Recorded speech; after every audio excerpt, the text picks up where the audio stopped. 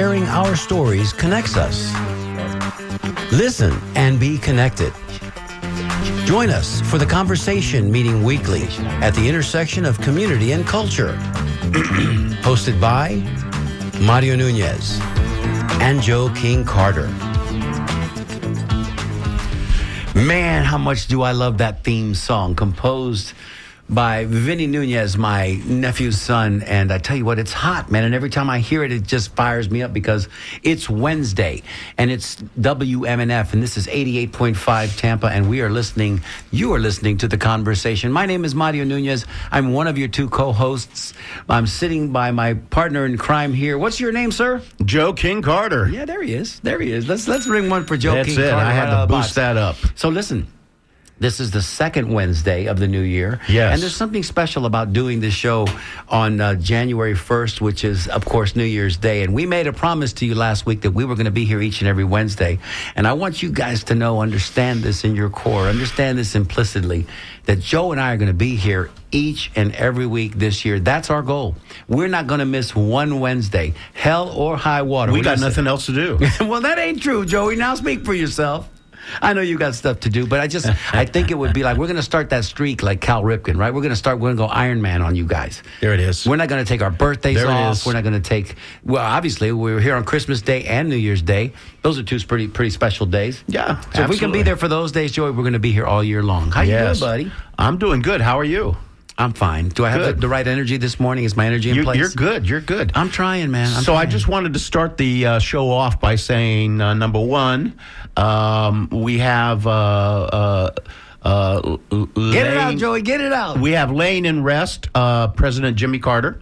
Oh, yeah. And he's being honored. Often called the most successful failed president, which is interesting. It's an oxymoron. Of course, he is cousin Jimmy in my family, but I think everybody gets to call him Jimmy because I think after he left the presidency, he became Jimmy to the world. And he did more in his term than most presidents do in 2 years, even though he had some failures. In 2 terms. And so a shout out to Jimmy Carter. And then the other thing I wanted to say is that I was listening yesterday to the Lulus in the afternoon, and there was an emergency bulletin came into the show. I don't know if you heard that, but that bulletin was delivered by our own general manager here, Randy Zimmerman. And I did not know this, that Randy Zimmerman is an expert on Girl Scout cookies. Absolutely. And so I believe she has a PhD in GSC, which is Girl Scout cookies. And so she came in and announced to the world that Girl Scout cookies are for sale, number one. Number two, sadly, s'mores and toast days no longer will be available? Discontinued after this year. Oh, well, get them while they're hot. Get them while they're hot. And, or get them while you can. And if anybody has any questions, this is how you get in trouble right here. If you have any questions, feel free to call Randy Zimmerman no, I'm just kidding, folks. Don't do that. Call the switchboard here. But, what's important about this is that cookie sales directly power girls. It powers their journeys into leadership, into entrepreneurship, and into community building. And I think what's important about all that is to say that if you want to change this world, support a woman. We need more of that on our planet, folks. Here. And to that, let me add that, I am an abuelo officially. I am a grandfather, as it were. And my granddaughter she's fabulous. She's wonderful. Oh, yeah. She's wrapping you around her finger.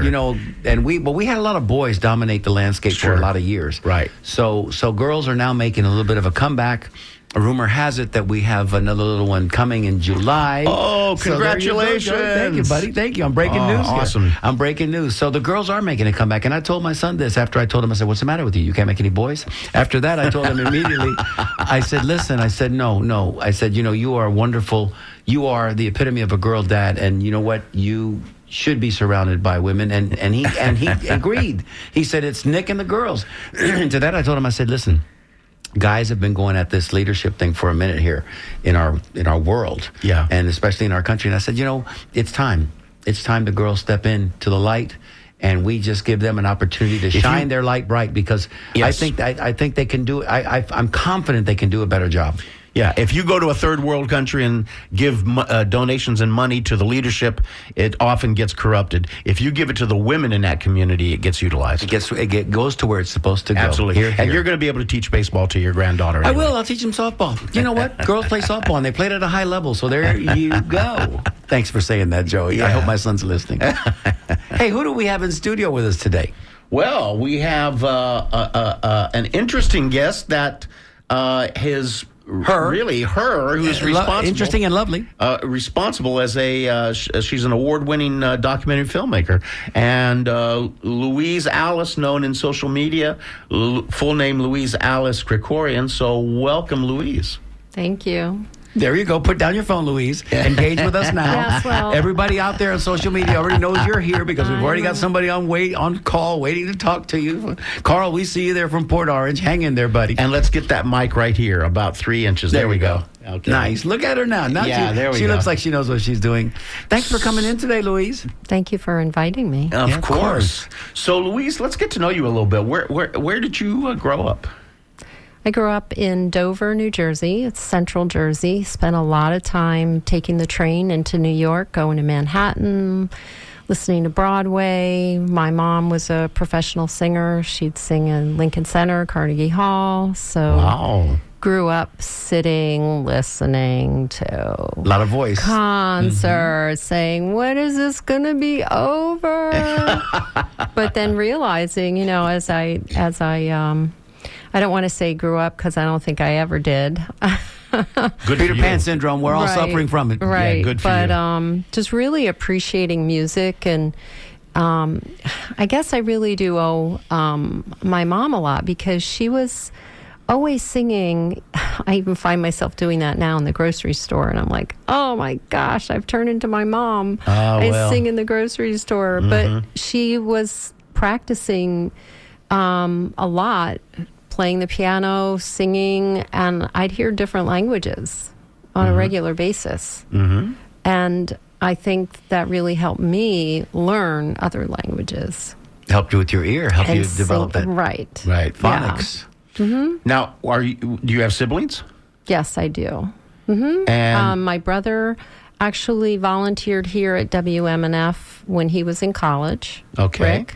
Shout out to Rick. Yeah. And then so when I moved here to Tampa, I volunteered here Nice. at WMNF. And my sister Nancy, oh my goodness, she's also a singer, very creative. She's married to a man who was a DJ at another station in Rochester, New York. Okay. And she would perform at the air shows at MacDill Air Force Base. Wow.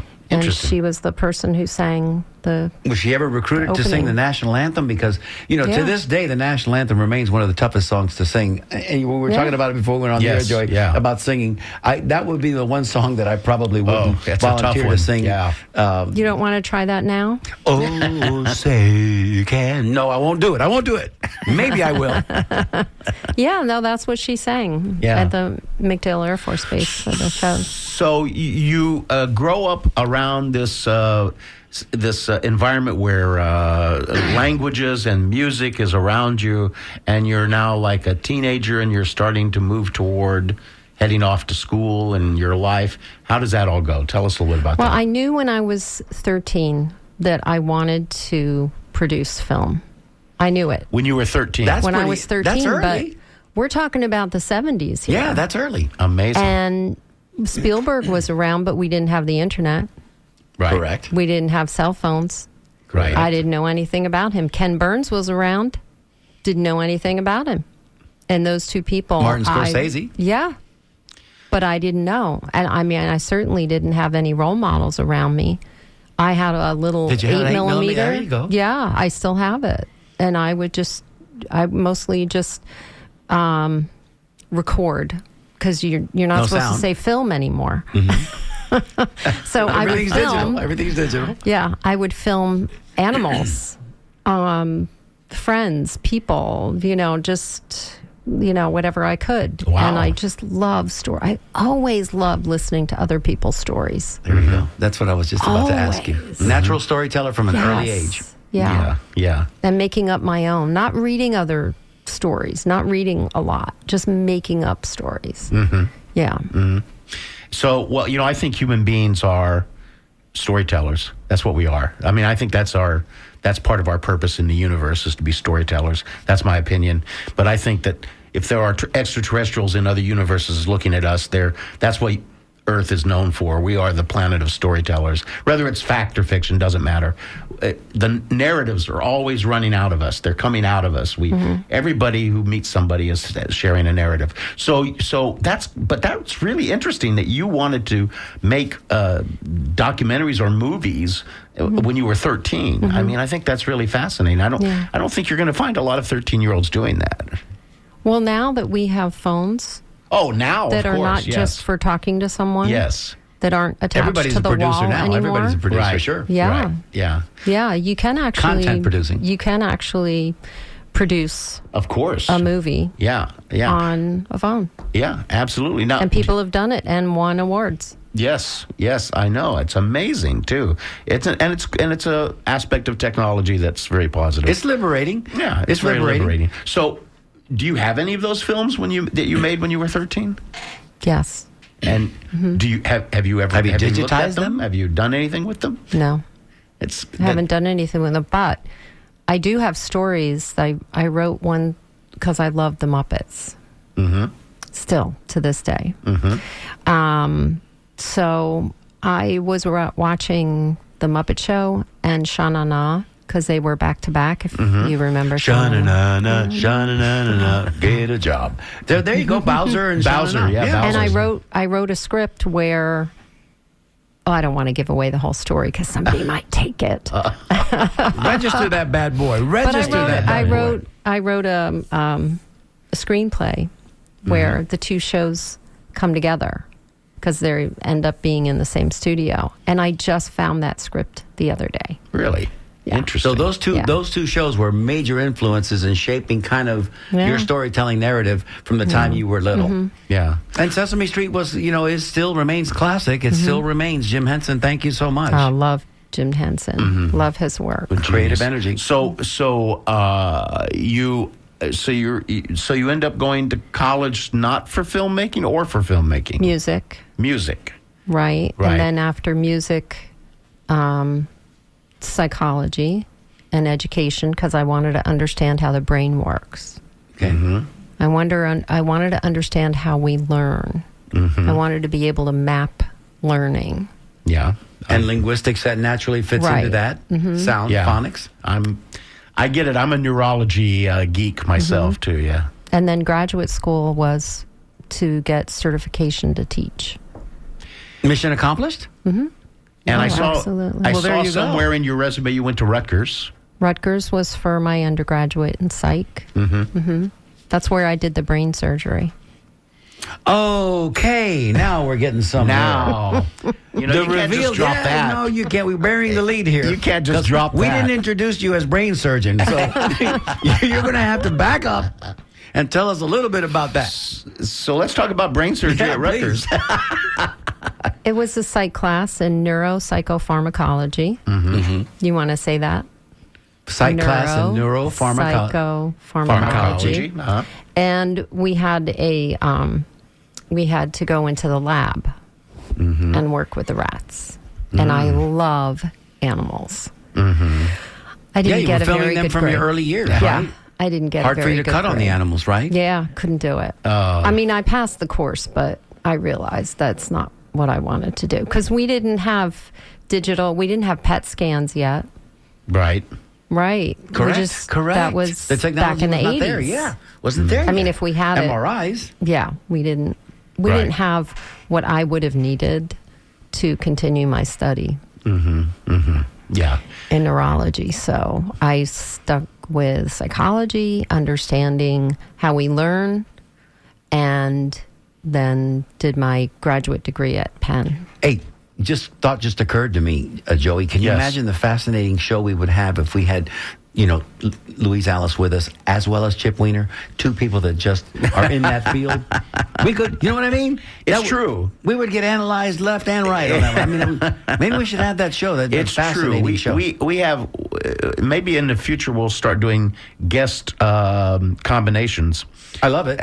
When did you find yourself coming south? When did that move happen in your life? That was after I moved to Italy. Oh, man. We don't have enough time in this hour, I got a feeling. Yeah. But give us the Cliff's Notes on Italy. Because doesn't everybody want to live there? I loved it there. Yeah, doesn't everybody? I worked with American Forces Network Radio. Okay. And I produced one of the shows I did. I had just actually finished in New York City for NPR with Al Hirschfeld. Mm-hmm. So he's a world-renowned artist. Yes. Line drawings. Yes. In the New Yorker.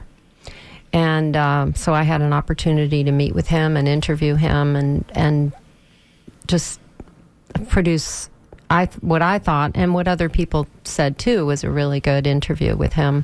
And we had that on the radio. So I took the master tape and then I created a show with that interview, and that was on 54 countries throughout Europe with American Forces Network Radio, and I just loved doing that. And I was just getting ready to switch into TV, and then I needed to move back to the States. Mm-hmm.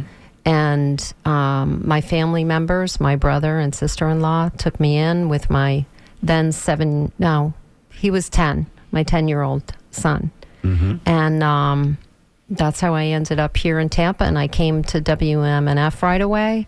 And then I also went to WEDU, and I volunteered for both. This is a great place. Community radio is just that. And it's all volunteer-driven. So you were motivated to be in the environment. You found WMNF, which naturally you would. It's a great learning space, and that's for sure. PBS, the home of what? Sesame Street. Yeah. Come on now. Yeah. If you go to the offices right now, there's Big Bird sitting there welcoming you in the lobby. So the Al Hirschfeld experience, by the way, I'm a big fan of Hirschfeld's work. How can you not be, in a way?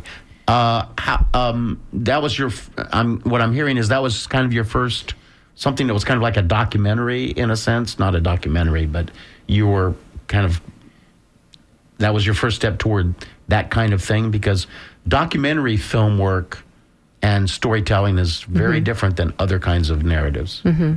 Well, with a radio, when you're interviewing people have to wonder, well, what does she look like? What does the studio look like? Right. You know, we're trying to tell vivid stories, but we're not telling stories about the studio. We're telling stories about people. Mm-hmm.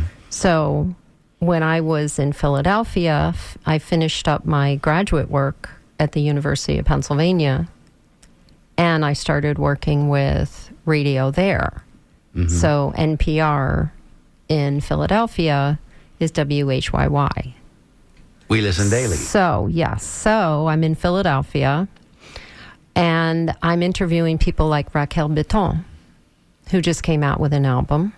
Mm-hmm. And then I started interviewing other people like David Fanshawe, people you might not necessarily know, but these are storytellers in their own right. Right. And then just as I would meet people and find out about them, I would find my way into interviewing them and producing a piece on them.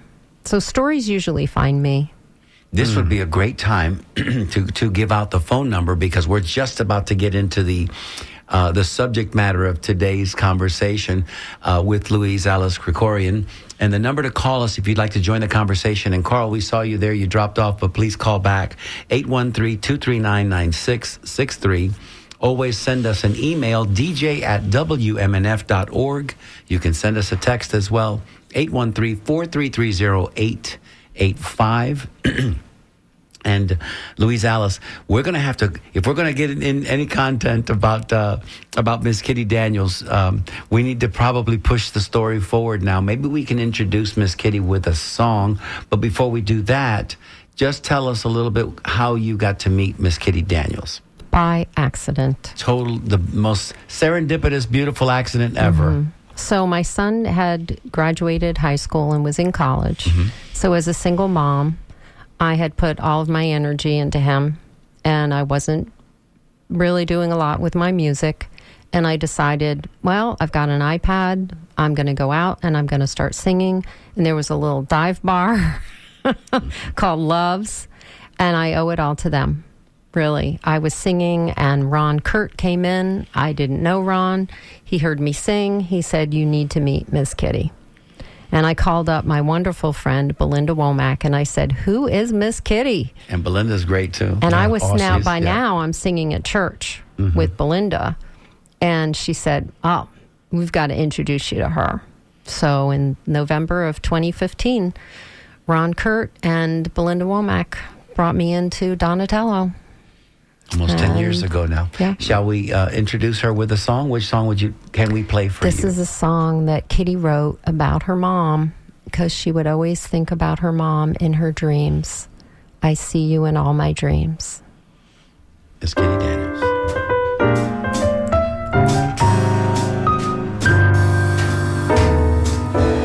I see you in all my dreams, so I'm happy when the day is through. Sky, moon, and stars and me, we're waiting for you. Thought of you all day long makes working seem just like a song. And so I'll see you a little later on, anticipating why, just thinking about your smile. The way that you looked at me when you said hello, felt like I'd met the band, won the golden ring and everything. And each night I get to see all this in a dream. But all through the day everything is okay. I go along just singing some song, 'cause I know the nighttime always follows the day. So I watch a good TV movie, the Sandman is near. Wonder who the next star could be. Then you appear. The answer is clear. And then I know why I just can't wait to see you in all my dreams.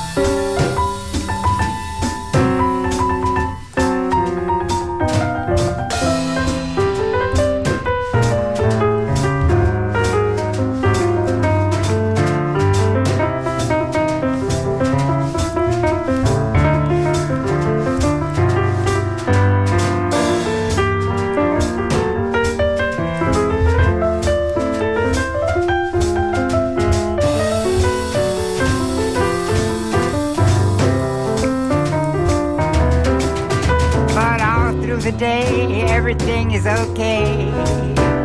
I go along singing some song, 'cause I know soon the night will follow the day. And so I watch a good TV movie, Sandman is near. Wonder who the next star could be. Then you appear.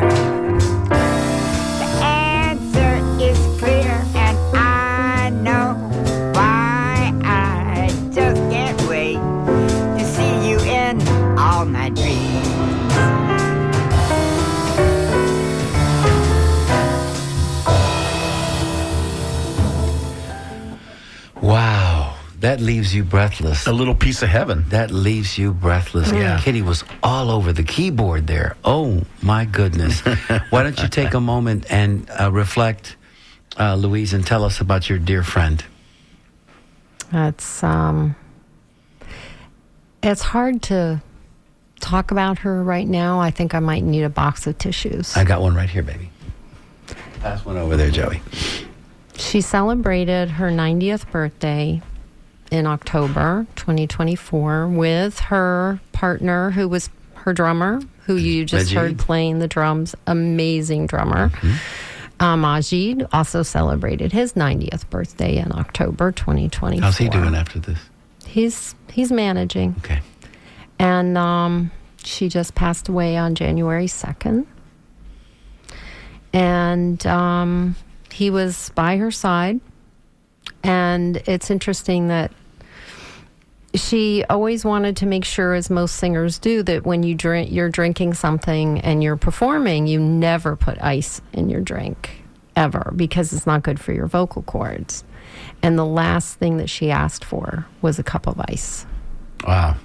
Oh, my gosh. Yeah. And I was very, very fortunate. Thank you, Louise, for bringing Kitty and Majid into the Tampa Native show, because that show will live into perpetuity, and we had that recorded conversation with them.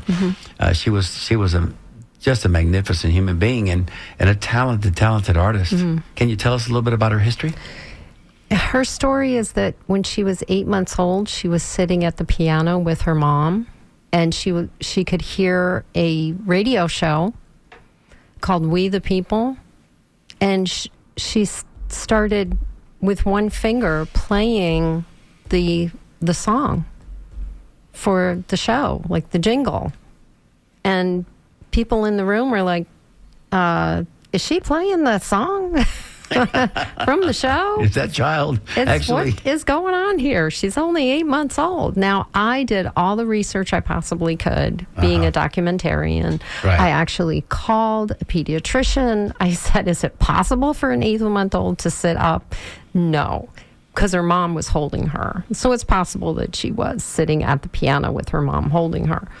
And I can imagine it. She just had that talent at such an early age. 8 months or 18 months, regardless. Yes. That was a gift.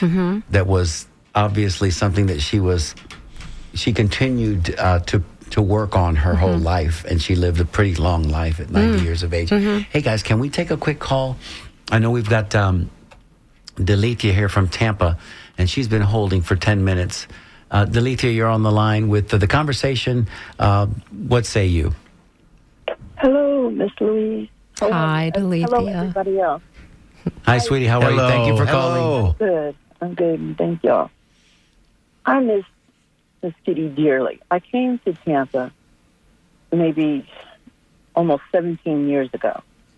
I've been coming on and off. When I finally I was singing around, I made it up to Donatello. And she looked at me and she says, where are you coming from? I said, usually New York. I was coming back and forth. Snowbird. I came to Donatello's and she said, come on up here and sing. And I sang. And she, from then on, every time I came to town, I came to visit her. She coached me.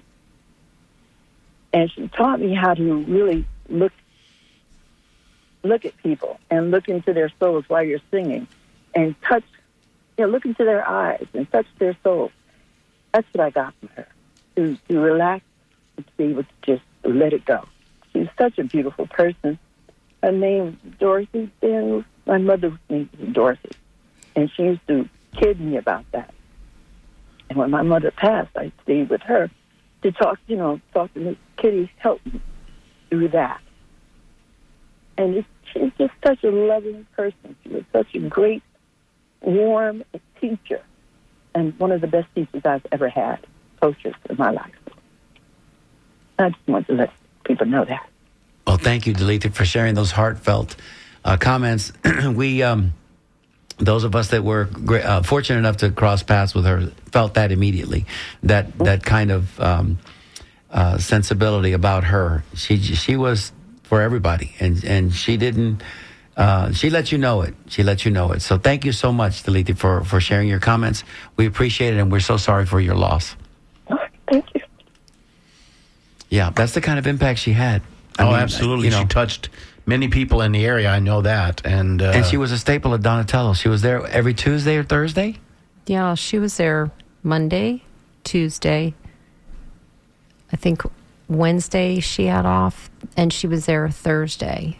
Monday, Tuesday. And Thursdays. And she didn't miss. Thursday. Could have been Wednesday, and too. Majid was with her as well. Now, Yes. help me Yeah. When did she also used to, this is how I saw her, she used to, when the Columbia restaurant in Ybor City had their jazz room in the back. In the 80s. She played there. I'm not, I don't have that in my notes. Really? But I do know that she played there for the Rotary. Oh, okay. Ybor City Rotary Club in the back. Yes. And she loved that because she always wanted to play at the Columbia. Well, I remember seeing her there. Now, I don't know if I was at a Rotary meeting or not. That's a possibility. But I remember seeing her there, and I'm pretty sure that I thought she was also there during that kind of heyday in late 80s when the jazz room was still open. I don't know when that room was closed. She was at the Jubilee. Do you remember the Jubilee? Yes, and the absolutely. Hideaway? Yeah. She was at the Hideaway. And she came to Donatello's about a little over 25 years ago. Wow. She came into Donatello's at the same time that the owner's son came in, Gino Tiozzo. And they were just marvelous together. I mean, he didn't sit down and play the piano or sing, but he would just light up when he came in and he heard her playing. What happens now? Well, how do we fill that void at Donatello? There is someone else playing there. I have not been able to bring myself to go. Yesterday was my birthday, and it was Happy birthday. Thank you. Birthday. And it was the first birthday in 10 years that I haven't been with Miss her. Kitty. Yeah. Wow. And we should also say, by the way, for folks that are listening out there, because I had this in my notes, I want to make sure it's mentioned, that we're not just talking about a sort of friendship between one person and another, and we're not just talking about a documentary filmmaker. We're talking about an award-winning documentary filmmaker who was in 2020 won the Sunscreen Film Festival award for Best Documentary Short. So, and that was the story. and that was the story of Kitty Daniels. Yes. Yeah. And then because COVID came, didn't really have an opportunity to bring it to other film festivals other than the Gasparilla International Film Festival and Dunedin Film Festival. And Dunedin invited her to come and perform because by then COVID was over. Yes. And that was Kitty's very first film festival. And she was a star. Of course. And people were coming up to her, asking her for her autograph. And she was like smiling. And she's like, what? Wow. She was just like a little kid. And we captured that, by videotaping and have some nice pictures, and that picture is actually up on my my Facebook page. If you're just joining us, we're talking with Miss Louise Alice Krikorian, and we're now into the subject matter of our conversation today, Miss Kitty Daniels, who we lost last week on January the 2nd at the age of 90 years. A woman who dedicated her life to her joy and her passion, which was playing the piano and entertaining people and teaching and communicating and living life as large as she possibly could have, affecting many, many lives along the path. And we're grateful to be sharing those stories with you today. We do have a caller that we'd like to acknowledge. Carl, we see that you called us back, and we're grateful that you did. Sorry that we couldn't get you the first time around, pal. Well, that's all right. I'm here now. There you are. What say you, Mr. Carl? Welcome, Carl. Well, I'm a bass player, and I play with Miss Kitty. And what struck me the most, no, not the most, what made her stand out in my mind, at 89 years old, she would play 3 hours straight and carry on conversations while she was changing chords. And never take a break. I've been playing a long time. I'm 75. And I have never sat in with anybody that didn't take a break. Carl, it seemed like she was, they say the word inspired, it has to do with, being in spirit, and that's where the word inspire came from. And just listening to everybody speaking about Miss Kitty and the fact that she started out at 8 months, and we don't know if that's true or not, could be fable, but she had this spirit in her. And now you're validating that by saying, man, when you're in that moment, you just don't get tired. You don't get tired. When you're doing what is your gift, you don't get tired. Oh, you're good. That's correct. There you That's go. correct. Well, Carl, thank you so much for calling us. I appreciate you, man. Thanks for calling back. And again, as I say to everybody that's calling today and that knew Miss Kitty and love Miss Kitty, we're all a little bit sadder today because, we've lost one of the great ones. Not one of the good ones, but one of the great ones. That's correct. Irreplaceable. Yeah. Thank you, Carl. Be well. Good health to you, my man. Take care of yourself. Thank you. You too. Thanks for listening to us today. Bye-bye. Bye-bye. That's great. That's great. Why don't we just keep rolling? I mean, we're getting callers now, and we'd like to share that number again. If you'd like to call in and and share a little commentary, that number is 813-239-9663. We'll put you in queue, and we'll bring you right online as soon as we get your call. And we'd like to go to Eddie right now. Eddie's in Bradenton. Hey, Eddie. Howdy, how you doing? Good. Thank you for calling in today. Good. Just real quick, Kitty was just amazing. I'm from Fort Pierce, and I'm a pianist and singer, and I lived in Nashville many years, and we reside in Bradenton. I used to be the music director and conductor and arranger for Engelbert Humperdinck and all that. Come on now, Eddie. Tell us a little story about Engelbert. No, we're talking Kitty today. We'll bring you in later to talk about Engelbert.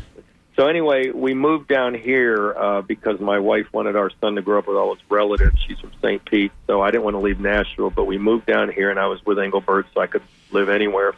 But I was with him another 4 or 5 years, and then he got a whole new band and everything, which is just like a football coach, after a certain amount of time, they want to change over. So, but I live here, and I started playing around the community, and then I heard about Kitty, and I went up to Star, and I went, oh, my gosh.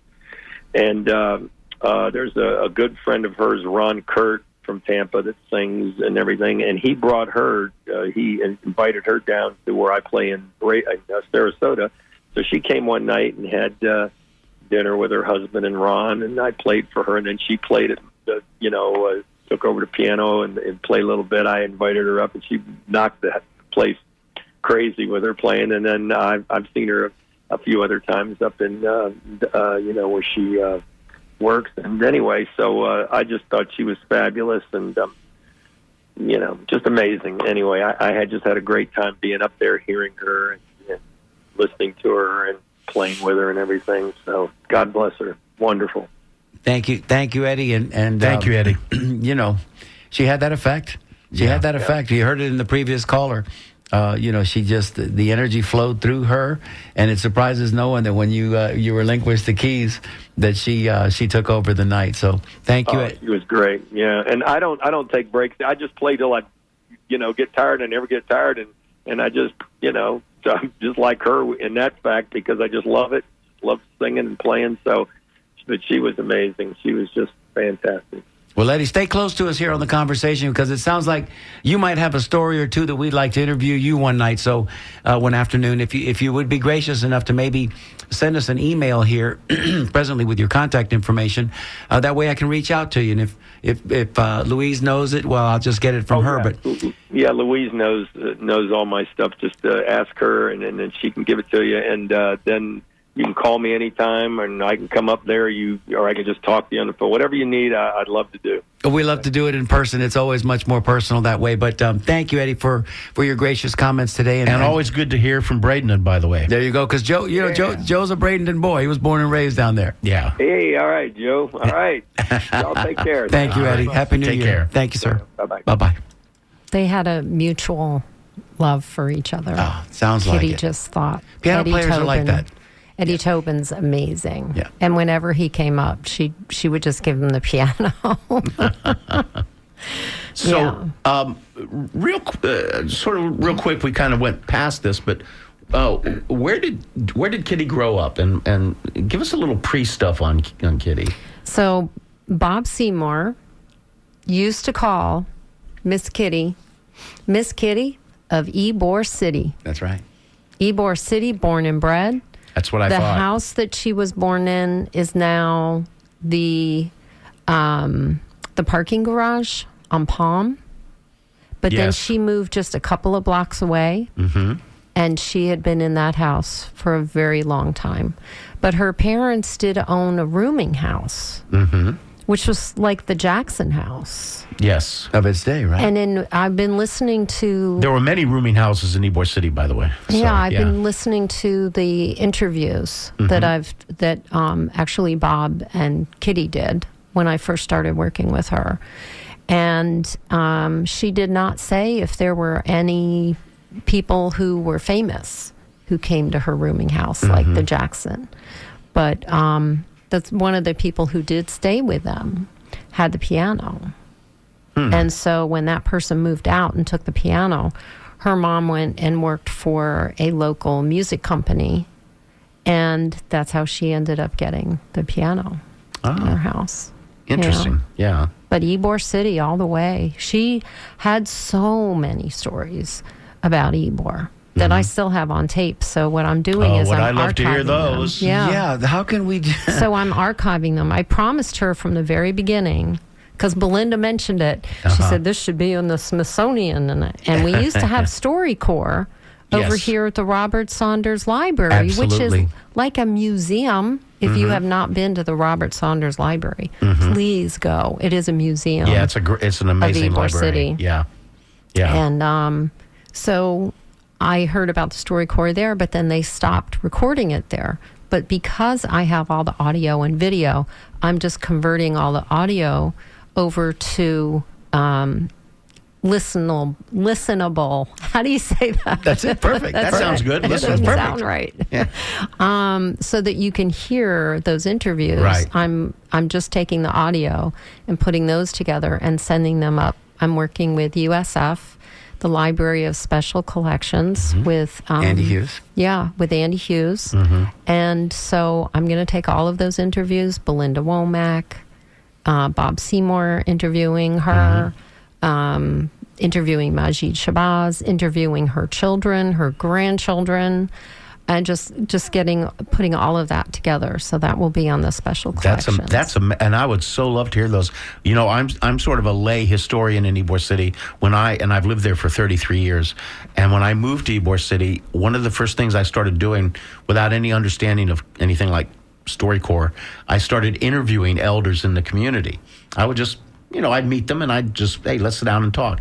And I would get these amazing stories, which is really kind of the genesis of me finding Ybor City so incredibly fascinating, was that these people would tell me these stories. When I bought my house in 91, a person that was 80 years old or 70 years old was from the turn of the century. And I would get these amazing stories about Ybor City. Yeah. So, when did she start performing in something that you call a professional sense? So she was born in 1934. And when she was 15, she started working at the Cotton Club, which was owned by the Joiners. Right. Now, she was 15. So she wasn't supposed to be working there. It's 1949. The Cotton Club's not around anymore. I don't think anybody's going to get in trouble. Right. But she also, because she was working there, she also started sitting in and playing the piano when she could hear that whoever was performing wasn't playing the right chords. She would go over and say, would you mind if I tried that? And then she started playing the piano there, because she originally was just working as a waitress. Right. But she was also babysitting Arthenia Joyner. Oh, wow. How far did those roots go, right? Yeah. Oh, my God. What a connection. Yeah. Oh, my goodness. And Arthenia is still with us. Yes. Yeah, absolutely. Yeah. So, yeah, she actually had a Interesting. chance to meet Arthenia a couple of years Has anybody ago. reached out to you, Louise, from any of the local media just to commemorate her life or say something about it on local media? I mean, I'm surprised that somebody hasn't done something. We're doing it here today. You have. Well, we're doing it here today, but it's not enough, certainly not enough. And we may have to do a retrospective on the Tampa Native Show once you get a little more of your content put together properly. And, I'm sorrowful this day that I didn't do a better job of staying in contact with Miss Kitty, because the time that we had her on the show, I knew how special she was, and then life got in the way, and and I regret that I never even made it over to Donatello to embarrass myself and sing at her piano. I think you came over once and you sang Besame Mucho. Well, I gave it my best. There you go. I gave it my best, but she is certainly someone that should be recognized, and certainly someone that maybe we can start something in time. If she's not already recognized on the Riverwalk, we should recognize her there on the Riverwalk. Maybe a plaque somewhere in Ybor City where her ancestral home was would be good. We can't let her be forgotten. Yes. I guess what I'm trying to say. And the Tampa Bay History Museum. Yeah. Absolutely. Now that she's passed. Well, she's a part of that. What I'm realizing now is what you're really describing, because you mentioned the Jackson House. She's part of that history of Central Avenue in its heyday.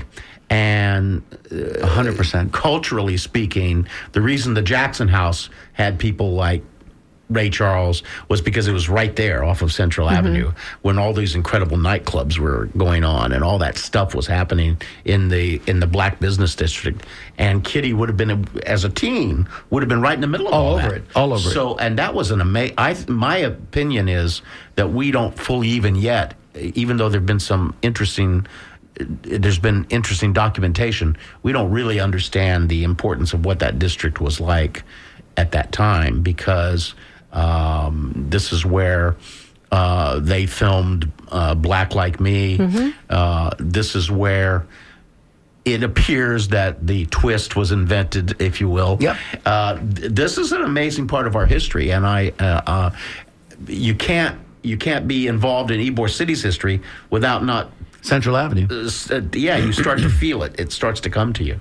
So it's amazing. That's an amazing. And she filled in for Ray Charles when he left to head west. Wow. Yeah. Wow. That's a big wow right there, huh? Buddy, 90 years. Yeah. And most of it sitting at the keys. Yeah. Most of it producing sound, and music and entertaining folks and learning about people and engaging people. And, she did it until she wasn't here anymore. And she was engaged, speaking of engaging, Yes. nice segue. She was engaged to Ray Charles' drummer, Bill Peoples. Oh, really? Interesting. Yeah. You're breaking news today, baby. You're breaking news. We love it right here on the conversation. Ernie Calhoun, and I interviewed Ernie Calhoun, and he has so many stories about Ray Charles. And we those of us like yourself and myself, Louise, we just came to meet her, Miss Kitty, in her later years, like in her 80s. We don't realize, she was young. At one point, she was young. And she was, you could say she was hot, and both on the keys, and she was a looker. So this was something special that was happening here in Tampa in the 40s and the 50s and even the 60s. So, yeah. So Miss Kitty. if you want to see pictures of her when she was younger, they're WEDU. It's WEDU Arts Plus, which is PBS. And they did a segment. Well, I produced the segment for PBS. Kitty Daniels. So you could just look that up on the internet. Kitty Daniels, WEDU. And it should populate for you there. And you'll see some of those pictures where she looks like Billie Holiday. Juxtapose her picture right next to Billie Holiday. Flower in the hair, Same everything. Glam shot. Right. And then you can also look at her website, kittydaniels.com. Yeah. So Did are we you? have- I'm sorry, Joe. Go ahead. Yeah. Is there? So now, I'm curious. Is there, because you're talking about these things you have in archive and all these things? There's more work for you to be doing with Kitty Daniels? I've been doing it every day. Yeah. I started working with USF in November. And I have a recorder that I use. I've used so much different technology over the years, but this the newest technology for recording. And I went to Kitty's house November 14th, and I asked her to sign the release for USF so we can put her interviews into the archives, and I recorded an interview with her. And even though she wasn't feeling well then, she still sang. So Wow. I have that last interview with her, November 14th, 2024, where she was singing and talking about her neighborhood. And Did you have any indication that she was this ill? Did you know? yeah, So we was it- knew. Okay, because for those of us that did not know, and then when we saw the declaration on social media, Right. I mean, 90 is right there. You know, you've got the full 9 innings, I think, out of this life, and if you go much beyond that, you're playing with house money. But still, it still was a little bit of a shock, I think, to a lot of us. It was. We've had quite a few get-togethers, knowing that this would be the last time that we would get together with her. So we had Pete Caldera come down from New York. He's a sports writer, and he follows he's the beat writer for the Yankees for a paper up north. And so he came down. Eddie Tobin came up from Sarasota. We called in as many people as we could to celebrate her 90th birthday. And Bob Buckhorn had also declared August 27th Kitty Daniels Day in the city of Tampa. So we celebrated that. And we should continue to celebrate that, absolutely. And Ybor City Rotary came in, and they helped us celebrate. And then I started a scholarship at USF with the help of Women in Leadership and Philanthropy. So now there's a music scholarship for students who want to study music education at USF, and you can apply for the Kitty Daniels Scholarship. So you produced this award-winning film, this documentary. I guess what I'm getting at is it didn't stop there. Is there more of that coming somehow? I mean, what will you say you're working on it every day? What is happening? Well, so I wrapped up the piece for WEDU, so you can see that as well for PBS, which also won an award, which is great. And then I'm working on the audio for USF. Hopefully that's also going to be on a podcast. And I was also talking to her grandson, and he said that there's some interest in Hollywood through the people that he works with out in Los Angeles for doing a full feature. Oh, wow. There we go. And we can't wait to see that. We've got a couple of quick emails that we'd like to read, and then I think what we'll do is we'll just sign off and perhaps let Kitty sing us out with the next song that we have waiting for you guys. So I'll say this. Thank you so much for everybody that called in today to share their memories and their heartfelt feelings and sentiments, and we offer our condolences to everybody that knew and loved Miss Kitty Daniels. She is such a special human being. She will be missed. Joey, real quick. Yeah, well, real quick, I just want to say that, Louise, maybe we ought to talk in the future about some kind of commemoration in Ybor City. We'll bring you back in, Louise. 1 hour was definitely not enough. The emails. Yes, we have an email from Susan Rice, not sure. Miss Kitty is a shining star. How lucky we are to have had her with us. And then another text message from 8100. Thank you so much for celebrating Kitty and her impacts on Tampa. She has brought her beautiful music to so many, and we are grateful. And let me say that I think there ought to be a bust in Ybor City for Kitty. 100%. Yeah, now, if not a statue. And maybe we can make that happen. As always, I want to say special thanks before we sign out for the good work done today by Jessica Green, Jessica G, the OG. Thank you so much, Jessica. And also for Joe Remo on the phones. Thank you, Joe. Doing a great job. Louise, we love you. Thank you for coming in today, and you know how we feel about you and about Miss Kitty, so thank you for sharing her with us. And Thank I you. see Jim Bannon next door. He's got his arms up in the air. He's ready to be the master of music this afternoon. Miss Kitty, sing us out. Thank you, everybody, for listening today.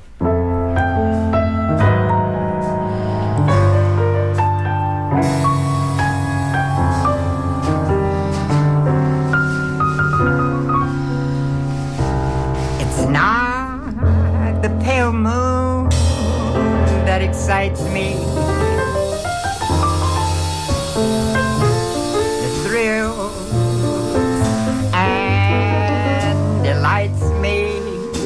Oh no.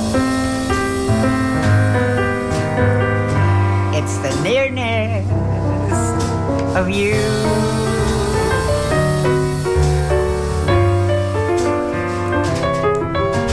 It isn't your sweet conversation that brings this sensation. WMNF Tampa.